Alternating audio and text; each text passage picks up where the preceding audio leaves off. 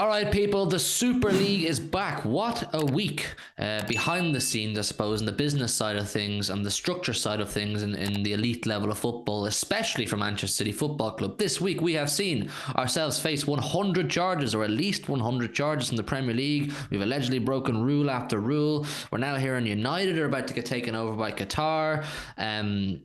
The white paper thing was delayed with inexcusable reasons. We don't know why. And now, like I said, the Super League is trying to make a return. Is this all completely coincidental?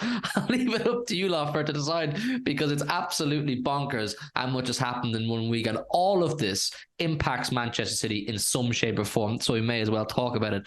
Let's discuss the Super League, because 2 years ago, it emerged onto the scene. The big clubs around Europe, your Juves, your Barças, your Reals, Uniteds, Liverpools, Arsenals, and City were involved in trying to manufacture and put forward a Super League, which would see a breakaway league form whereby we almost bin off whatever it is we've been doing to date, and we go and join this powerhouse money-making machine in the Super League. The fans protested.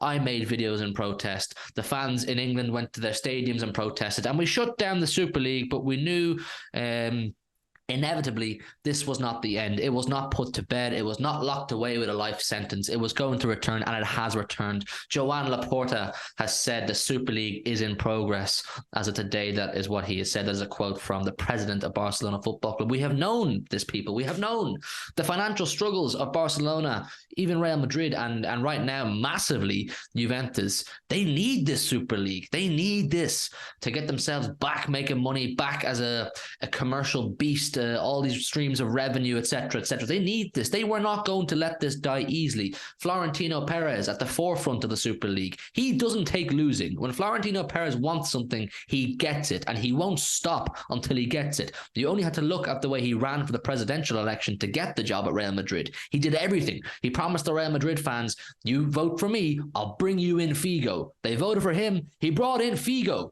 Madness. This guy doesn't take no's. So it's back now. The Telegraph Football have done a big report outlining what the updated plans of this Super League is. Obviously, the original plan was, I'm not sure, was it you'll have no domestic football, but it will absolutely replace UEFA competition. This was a breakaway from UEFA, and so that they could govern themselves, they could run their own league. They would decide. There was no, the big thing for us, wasn't it, that there was no promotion or relegation. There was no football pyramid. There was no fair scheme. There was no integrity to the competition. It was just where a club together, a banded group of clubs that will play each other week in, week out, and make a fuck ton of money in places like New York, in places like Dubai, in places like Saudi Arabia, like you're seeing with the Spanish league right now. Obviously, they're playing Spanish Cup competitions in Saudi Arabia and whatnot. This is 100% to make money. There's no denying. It's simply just to generate money, new sponsorships, new audience, globalize football.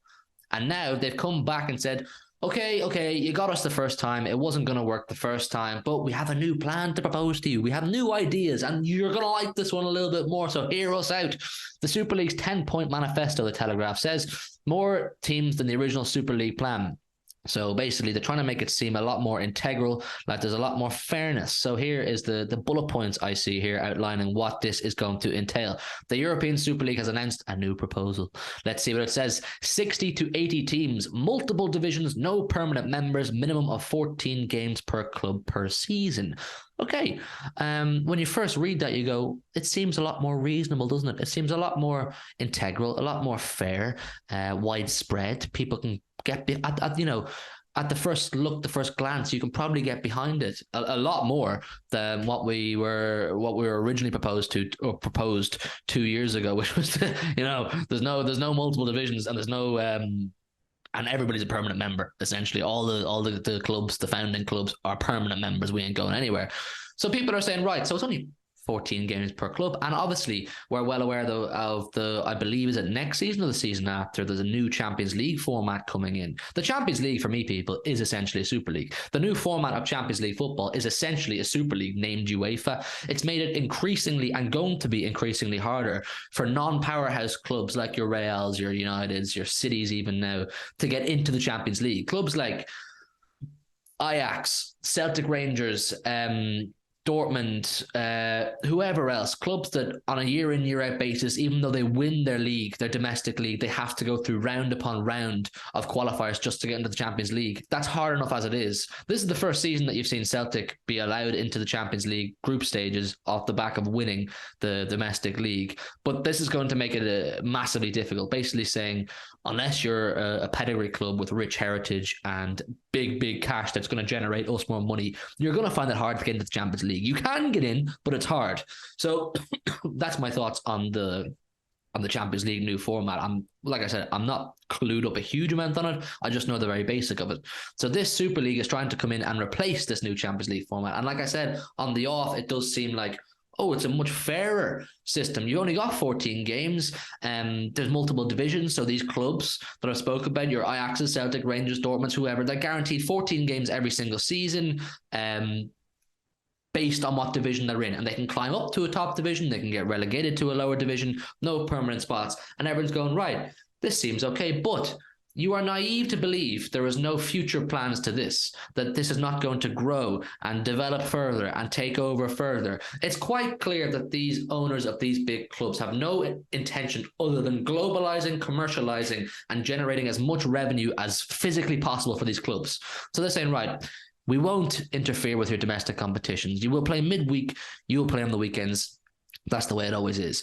They're getting themselves in the door. They're getting their foot in the door. Once the beast is born, it's hard to stop it growing, basically. So right now, if you want to stop this beast from growing and taking over what we see right now, the football pyramid in England, the football pyramids around Europe, you have to nip it in the bud. They will eventually, I'm telling you, they will eventually tell us, oh, we're now going to be playing on the weekends, you're now going to be playing midweek. And essentially the Premier League becomes a secondary competition to the Super League. I'm not saying for 1 second I believe this is a fantastic thing or an awful thing. I'm trying to remain impartial on the basis that I hear everybody's sides of the argument. But you have to realize that these guys are trying to change football and the landscape of football forever. And it seems to be with ill intention. So when I say I'm being objective, I'm against it. I'm against it because I don't want things to change now. But my outlook on the whole thing is a bit dampened and dimmed by what Manchester City are facing right now, isn't it? Obviously, the Premier League, who we're meant to stay loyal to, we're meant to say, no, we will never give up on the Premier League because that is the pyramid we're a part of. That is the system we're a part of. They're now facing us or presenting us with over 100 charges. Is this new Super League proposal going to pull the reins back from the Premier League a little bit and make the Premier League go, maybe we don't want to battle with Manchester City over the top or unnecessarily in case they do go fuck off and join the Super League? I don't know what sort of ramifications all these things mean. I'm learning about it. I'm reading what I see and making up my kind of mind on how I feel about it. I'm not a fan of the Super League. I don't want this to be imposed. I think the whole plan it's toxic and it's to take over football as we know it right now. What they're proposing to you right now is just the beginning, just to get their foot in the door, just to give birth to the beast. The beast will then grow and take over what we see today. But at the same time, I also want to make it clear that what we have right now in UEFA and their new Champions League format, it's no better in my eyes. It's not any more integral. It's not any more fair to the wider footballing world or European football world, whatever way you want to look at it. But Manchester City are in a situation right now, and the Premier League are going to have to think wisely about how they approach the situation. I would assume they'll continue to battle with City, the court case and all that kind of stuff. But I don't know. It's definitely wild. Please leave your thoughts down below on the new European Super League. It's absolutely wild. It's back. But will it gain any legs? It definitely has teeth, but is it going to grow any legs? You let me know down below in the comments. And please do leave a quick like on the video before you click off, and subscribe to the channel if you're new on the road to 6K. And we'll see you tomorrow with a brand new video. Enjoy the rest of your day. Listen to your heart, tell me who you want to be. We can always start to believe. Listen to your heart, tell me that you